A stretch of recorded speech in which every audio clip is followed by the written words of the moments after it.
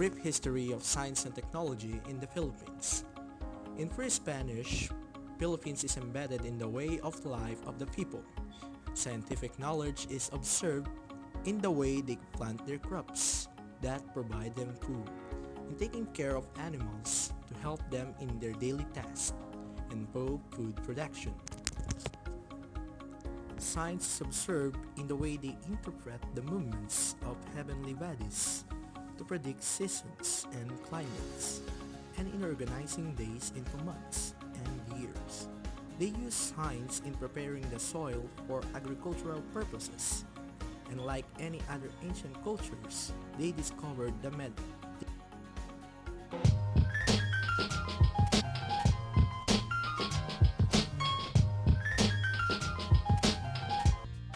So, hi guys! Welcome to our YouTube channel. And ngayon, nakikita nyo, nandito ako sa library. And ngayon, dahil wala si ma'am, nasa out of town, charot-charot lang yun. Alam ko naman si ma'am may ginagawa.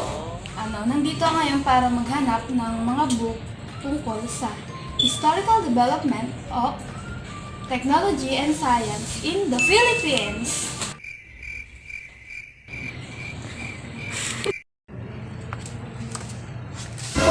Gulat kayo, no? Kala nyo si Bing Mendoza to. No, si Dora to. And ngayon, nakahanap na ako ng technology about sa Pilipinas. Na ang technology pala ng Pilipinas is, bago dumating ang mga Espanyol at sinakop ang Pilipinas is, ang maipagmamalaking technology ng Pilipinas ay manunggul jar, and alibata, and marami pang iba. So ngayon, lilipat tayo ng location and makikita nyo naman, walang tricycle, walang transportation. Kaya, lilipad tayo! Kaya, arat na!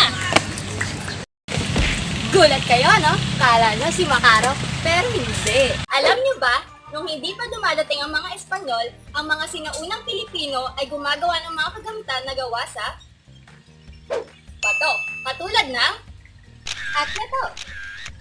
Naman, alamin natin ang susunod. Ngayon, tayo naman ay dadako sa Iron Age kung saan natutunan nilang maghabi ng mga bulak, gayon din ang paggawa ng mga glass ornaments. Pati na rin ang pagsasaka sa mga lowland rice fields. Ganun na din ang pagkatuto nila sa paggawa ng mga bangka para sa pangangalakal. At syempre, isa na dito ang pinakamalaking kontribusyon ng Pilipinas sa ating history, ang Banawe Rice Terraces. Tara na sa susunod!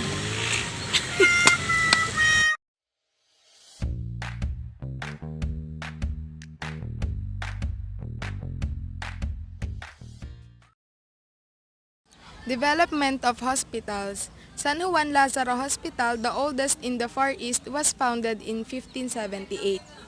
In 17th and 18th century, successive shipwrecks and attacks of pirates on the galleons led to declining profits from the trade that led to economic depression in Manila during the latter part of the 7th.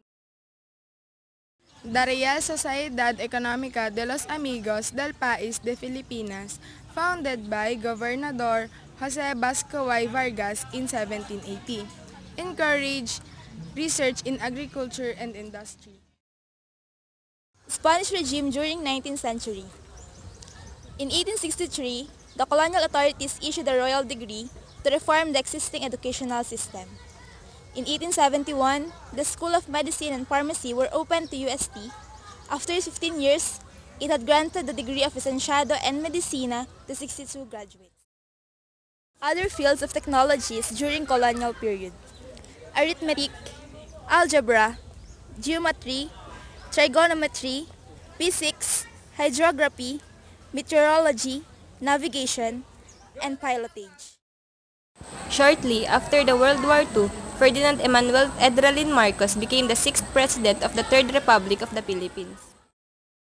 During Ferdinand Marcos' presidency, the importance given to science grew. National Science Development Board. He recognized that technology was the leading factor in economic development and channeled additional funds to support projects in applied sciences and science education. He added the Philippine Coconut Research Institute to the NSDB to modernize the coconut industry. The NSTB also established the Philippine Textile Research Institute. The Philippine Atomic Energy Commission of the NSTB explored the uses of atomic energy for economic development. In 1972, he created the National Grains Authority to provide for the development of the rice and corn industry to fully harness it for the economy of the country. He established the Philippine Atmospheric, Geophysical, and Astronomical Services Administration or PAGASA under the Department of National Defense to provide environmental protection and to utilize scientific knowledge to ensure the safety of the people. During the Aquino administration, the National Science and Technology Authority was replaced by the Department of Science and Technology, giving science and technology a representation in the cabinet. The Presidential Task Force for Science and Technology, which came up with the first Science and Technology Master Plan or STMP, the goal of STMP was for the Philippines to achieve newly industrialized country status by the year 2000. Delvi Ramos believes that science and technology was one of the means wherein the Philippines could attain the status of New Industrialized Country or NIC. During his term, he was able to establish programs that were significant to the field of S&T. In the Gloria Macapagal Arroyo administration, the science and technology sector of the Philippines was dubbed as the Golden Age of Science and Technology by then Secretary Estrella Albastro. Numerous laws and projects that concerns both the environment and science to push technology as a tool to increase the country's economic level. This is to help increase the productivity from science, technology, and innovations or STI, and help benefit the poor people. In 2014, President Aquino confirmed 4 new national scientists for their contributions in the scientific field. Academicians Gabino C. Trono, Angel C. Alcala, Ramon C. Barba, and Edgardo D. Gomez was honored in their respective fields. Science and technology in the country scored another milestone with the signing of the Balik Scientist Law by President Rodrigo Roa A. Duterte on June 15, 2018. Republic Act No. 11035, also known as an act institutionalizing the Balik Scientist Program, would give more incentives to returning Filipino experts, scientists, inventors, and engineers who would share their expertise in the country. So guys, we are done and nandito yung mga ka-groupmates ko. And say hi. And I hope you guys learned something for our topic. Lipat tayo ng Location. lokasyon. Ngayon, tayo lilipad na sa PBI. So, hi guys! Nandito ako ngayon. Tara na sa susunod!